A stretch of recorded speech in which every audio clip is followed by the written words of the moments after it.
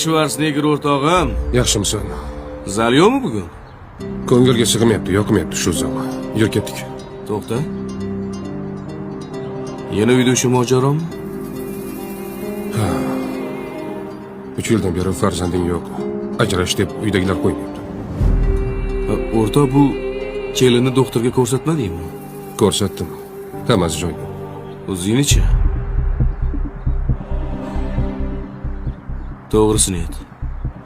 Ayb sanda.